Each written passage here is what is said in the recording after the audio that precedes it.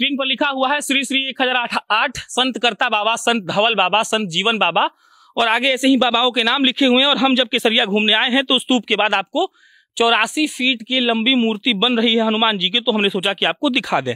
बाकी ये पूरा नहीं बन पाया है, 20 फीट पर रुका हुआ है। हमने संत जी से अंदर पूछा और हमने सोचा कि आपको ये दिखानी चाहिए, क्योंकि भावना के नाम पर भारत में और बिहार में लोगों की ऐसी लगाव और जुड़ाव है कि लोग इसे देखना पसंद करेंगे। हमने ये भी पूछा कि ये क्यों नहीं बन पाया, तब लोगों ने ये कहा कि फंड की कमी है। हम इकट्ठा कर रहे थे उन लोगों से, ये जान रहे थे, और तब उन लोगों ने कहा कि गांव से पैसा वसूले नहीं, तनी तनी जब बेसी हो जाला ओकरा बाद बना के शुरुआत होला। ओकरा बाद हुआ क्या कि हमको एक नेताजी मिल गए। नेताजी का नाम है रविंद्र जी। चुनाव लड़े थे और हमको लगा कि चुनाव के बाद नेताजी यहाँ क्या कर रहे हैं, क्योंकि आमतौर पर नेताजी लोग कहीं चल जाते हैं। फिर हनुमान जी का बात आए तो हम सोचे कि इनका घर जब बगल में है तो यही हमको कुछ बताएंगे हनुमान जी के बारे में। हालांकि इनसे बात करने के बाद आपको हम पंडित जी से भी बात करके एक्यूरेट जानकारी देंगे। क्या नेताजी, क्यों नहीं बन पाया पूरा? देखिए, बेसिकली आपने जो है बोला है अभी कि फंड्स की कमी डेफिनेटली रही है, क्योंकि बड़ा मोन्यूमेंट है, बड़ा प्रोजेक्ट है, और मेरे ख्याल से लगभग 90 लाख का प्रोजेक्ट है ये। तो अभी जो 24 फीट तक पहुंचा है उसमें ही काफ़ी दिक्कतें आई हैं, काफ़ी मेहनत करनी पड़ी है, और हम लोगों ने अपनी तरफ से जो भी कोशिश किया है वो आपके सामने है। कोरोना के कारण भी कुछ इश्यूज हैं जिसके कारण कलेक्शन में थोड़ा सा बाधा पहुंचा है। और इन लोगों ने नॉर्मली जो रूटीन बनाया हुआ है कि 1 रुपये हर घर से कलेक्ट करके मंथली 30 रुपये के हिसाब से इसमें कंट्रीब्यूशन आता है। कुछ कंट्रीब्यूशन बड़े कंट्रीब्यूशंस आए हैं जिसमें 1,50,000 से लेके और 1 रुपये तक का कंट्रीब्यूशन है, समझ लीजिए। इस तरह से इसका निर्माण हो रहा है। अब मेरे ख्याल से इसका डिटर्मिनेशन है, मेरे दिमाग में ये टूरिज्म का एक पॉइंट है। जिसको कि डेवलप करना मैं समझता हूँ कि बहुत ज़रूरी है, और इसके जो चमत्कार हैं इस मठ के वो भी बहुत अद्भुत हैं। साईं बाबा के चमत्कार। ढेखा मठ नाम है इसका जी। क्या चमत्कार है बताइए जरा। अब कई चमत्कार हैं, लेकिन जो चमत्कार आप जल्दी से समझ सकते हैं उसमें यह था कि नदी हमारे बगल में है, गंडक नदी है। गंडक नदी से, छपरा से, उस पार से कुछ लोग आते हैं, दही वही बेचने आते थे पहले।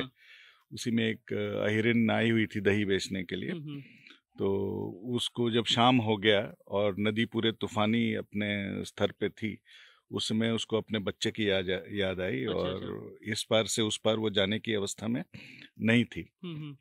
बहुत रोने और गिड़गिड़ाने के बाद बाबा ने उसको समझाने की कोशिश की कि भाई अब चले जाओ, ये मेरे लिए संभव नहीं है अभी इस नदी में वापस जाना तुम्हारा। लेकिन अल्टीमेटली बाबा को पसीजे बाबा, लेकिन शर्त उन्होंने रखी कि जो घटना होगी उसको किसी को बताना मत। और वो बाबा आगे आगे गए और पीछे पीछे गंगा ने जगह दे दी उसको। और वो उस पार उतर गई अहिरिन।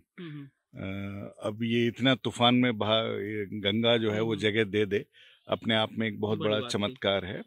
और उसके बाद उससे रहा नहीं गया। बीइंग अ लेडी, जनरली पेट में बात पचता नहीं है, उसने जल्दी बता दिया कुछ लोगों को, और उसके बाद नहीं रही वो। बनाने का शुरुआत इससे पहले वाले महंत साहब ने किया था। जी जी। क्या नाम था उनका? कृष्ण मोहन दास जी थे, प्रोग्रेसिव माइंड के महंत थे। तो उन्होंने इसको 84 फीट के हनुमान जी का उन्होंने नींव रखा था, लेकिन नींव रखने के तुरंत बाद ही उनका देहांत हो गया था। 2010 में देहांत हो गया। राम जी और हनुमान जी के नाम पर जितनी राजनीति भारत में होती है उतनी कहीं नहीं होती होगी। बिहार में भी हुई थी जब चुनाव था, तो काहे नहीं कोई पॉलिटिकल पार्टी बनवा दे रहा है? इसके लिए मैं क्या बताऊं आपको। मैं एमपी साहब से मैंने एप्लीकेशन दिया है उनको इसके regarding for this particular thing. He just kept on कि इंग्लिश में क्यों है एप्लीकेशन, ये फालतू की बातें उन्होंने करी। लेकिन वो शायद उनको याद भी नहीं होगा कि एप्लीकेशन कोई दिया गया है इसको बनाने के लिए। तो ये सब चीज़ें पॉलिटिकल डिसइंटरेस्ट की बात होती है इनके लिए। कोई भी प्रोग्रेस का काम जो हो, वो ज़्यादातर पॉलिटिशियंस आते हैं जाते हैं, और जात पात के नाम पे और बाकी सब जो गलत तरीके हैं काम करने के। आइए अंदर आइए। ये बताइए, चुनाव लड़े थे आप केसरिया से जी, और क्या मोटिव था चुनाव का, ये बता दीजिएगा। और साथ में बताइए कि चुनाव तो बीत गया, तो लौटने के बजाय इधर क्या कर रहे हैं? नहीं, चुनाव लड़ना एक दायरे को बढ़ाने वाली बात थी मेरे लिए। बेसिकली जो काम कर रहा हूँ वो काम तो करता ही रहूंगा। क्या करते हैं बताइए? जैसे social work in a sense कि जो यहाँ का प्रोग्रेस है, जो स्थिति मैंने देखी कोरोना में बिहार के लोगों की, और जितने रोड बिहार की तरफ आ रहे थे सब रोड पे बिहारी कष्ट में था। उस चीज़ को देखते हुए मुझे लगा कि बिहार के प्रोग्रेस में बहुत सारा काम अधूरा है।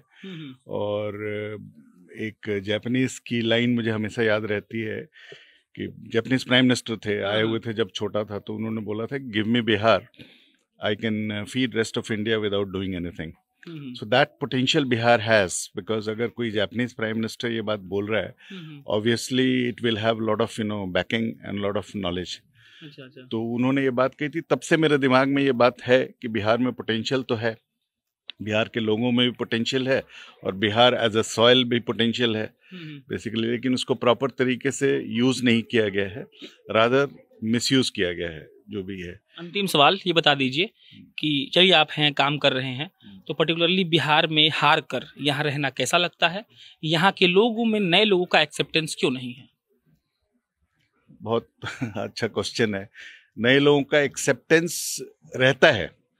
मतलब जब चुनाव प्रचार के दौरान मैंने जिनसे भी बात की, मैं हर गांव में गया, हर गांव का हर आदमी जो भी मेरे से मिला बोला, वो हमेशा बोलता है कि रविंद्र जी आप सबसे अच्छे कैंडिडेट हैं, आप बहुत अच्छा काम कर सकते हैं, कर रहे हैं। लेकिन अब वो लेकिन में बहुत सारी चीज आ जाती थी। लेकिन आप दारू शराब नहीं बांटते, लेकिन आप पैसा नहीं देते, लेकिन आप जात पात की राजनीति नहीं करते। तो ये सब जो लेकिन है वो मेरे से संभव भी नहीं है करना, क्योंकि प्रोग्रेस जब ये खत्म होगा तभी प्रोग्रेस होगा। जात पात खत्म होगा, बाकी जो चोचलेबाजी है जो छोटी मोटी जो राजनीति में अपनाई जाती है, जब तक वो नहीं खत्म होगी तब तक प्रोग्रेस जो है, मतलब इंटेंसिव प्रोग्रेस जो है, वो मेरे हिसाब से होना पॉसिबल नहीं है। अगले 5 साल तक यहीं रहेंगे? बिल्कुल। दावा करते हैं इसका? बिल्कुल 100%। चलिए, इनको यहाँ लाने का मकसद सिर्फ इतना था कि बाबा ने कहा कि इन्होंने कुछ पैसे की यहाँ पे मदद की थी, कितने की थी मुझे इससे मतलब नहीं है, मदद होता है। बाकी ऐसे नेता हमें बहुत पसंद है। चुनाव के बाद अगर कोई आया खड़ा होकर कह रहा है कि हम प्रोग्रेस करेंगे, तब विश्वास जमता है कि लोग कैसे काम करते हैं। शुक्रिया आपसे बात करने के लिए। आइए, प्रणाम, क्या नाम है आपका?